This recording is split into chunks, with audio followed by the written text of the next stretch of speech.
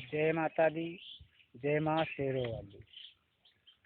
प्रिय मित्रों, आज हम आयुर् धौम के दूसरे शिष्य उपमन्यु की कहानी सुनाने जा रहे हैं। आयुर् धौम का दूसरा शिष्य उपमन्यु था। गुरु ने उसे गायें चराने की सेवा दी। उपमन्यु सारा दिन गायें चराता और शाम को गायों के साथ आश्रम पहुंच जाता। उसका शरीर हष्ट पुष्ट देखकर गुरु ने एक दिन पूछा, बेटा तू रोज क्या खाता है? उपमन्यु ने कहा, गुरुदेव भिक्षा में जो मुझे मिलता है वह खाता हूँ। गुरु जी कहने लगे, यह तो अधर्म है। भिक्षा गुरु को अर्पण किए बिना नहीं खाना चाहिए। कहते हैं, गुरु से कपट मित्र से चोरी, या होय निर्धन या होय कोढ़ी। दूसरे दिन उपमन्यु गायों को जंगल में छोड़कर गांव से भिक्षा मांगकर ले आता और गुरुदेव के चरणों में अर्पित कर देता। गुरुदेव सारी भिक्षा रख लेते और कुछ नहीं देते उसे। कुछ दिन बाद उपमन्यु को ऐसा ही तंदुरुस्त देखकर गुरु ने पूछा तो उसने बताया, गुरुदेव एक बार भिक्षा मांगकर आपके चरणों में अर्पित कर देता हूँ, फिर दूसरी बार मांगकर स्वयं खा लेता हूँ। गुरुदेव कहने लगे, हे वत्स, दो बार भिक्षा मांगने से गृहस्थियों का हक मारा जाता है। यह तो उचित नहीं है। गुरुदेव की यह आज्ञा भी उपमन्यु ने आदर पूर्वक स्वीकार की। कुछ दिन बाद फिर उपमन्यु को उसके निर्वाह के बारे में पूछा तो वह बोला, हे प्रभु, मैं गायों का दूध पीकर ही निर्वाह कर लेता हूँ। गुरु जी कहने लगे, हे बेटा, यह तो अधर्म है। गुरु के गायों का दूध गुरु के आज्ञा के बिना पी लेना, यह तो चोरी हो गया। ऐसा मत करो। दूध पीना बंद हो जाने के बाद भी उपमन्यु को तंदुरुस्त देखकर गुरु ने फिर पूछा। पूछने पर उपमन्यु बोला,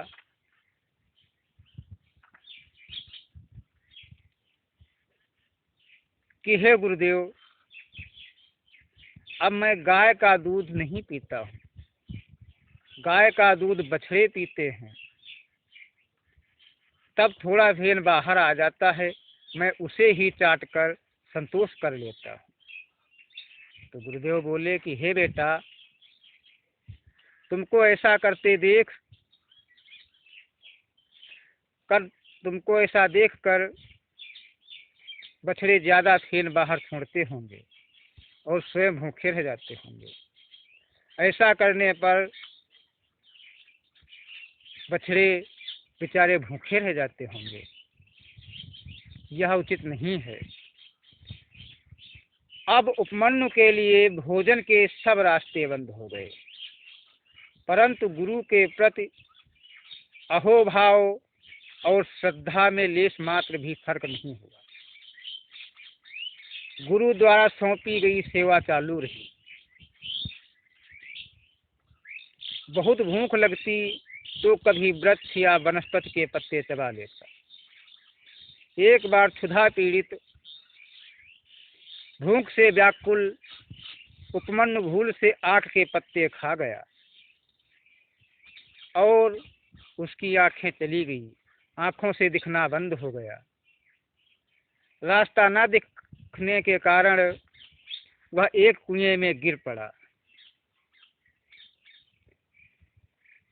शिष्य के कल्याण के लिए, उसके जीवन को गढ़ने के लिए बाहर तो वज्र से भी कठोर दिखने वाले और भीतर से फूल से भी कोमल कृपाल गुरुदेव ने जब गायों के पीछे उपमन्यु को लौटता हुआ नहीं देखा तो उसे ढूंढने के लिए स्वयं जंगल की ओर चल पड़े। उपमन्यु, बेटा उपमन्यु, उपमन्यु की पुकार पूरे जंगल में गूंज उठी। हे उपमन्यु, तू धन्य है। हजारों भक्त पूजा के समय जिन्हें पुकारते हों वे गुरु तुझे पुकार रहे हैं। धन्य है तेरी सेवा, धन्य है तेरी गुरु भक्ति।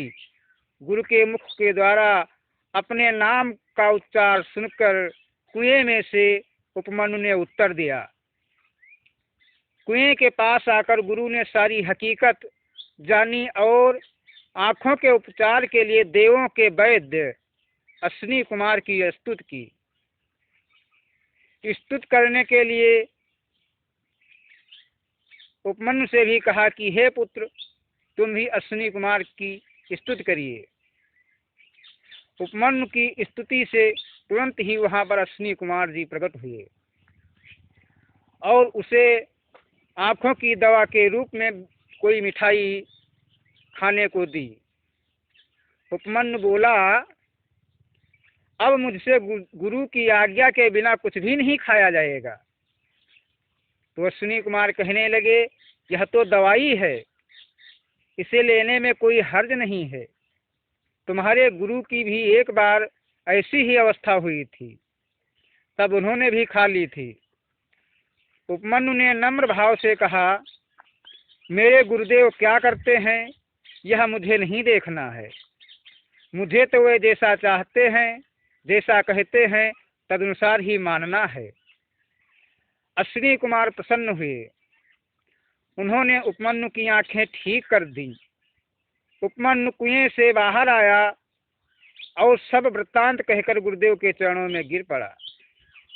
गुरुदेव का हृदय भर आया और उनके मुखार बिंद से अमृत वचनों के रूप में आशीर्वाद निकल पड़े कि हे बेटा, तू वेद वेदांग का ज्ञाता, धर्मावलंबी और महान पंडित बनेगा। हुआ भी ऐसा ही।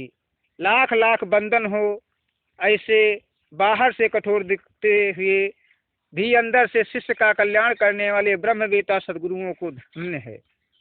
ऐसी कठोर कसौटी में अडिग रहकर प्रतिकार न करने वाले एवं गुरु द्वारा मिलने वाले आध्यात्मिक अमृत को पचाकर पार हो जाने वाले उपमन्यु जैसे सत्शिष्यों को जय माता की। प्रिय मित्रों, ये कहानी सुनकर, ये कहानी अगर आप सभी को पसंद आए तो कृपया लाइक और सब्सक्राइब जरूर करें। अगर लाइक और सब्सक्राइब नहीं करते हैं तो अनलाइक अवश्य करें। जय माता दी, जय माँ शेरों वाली।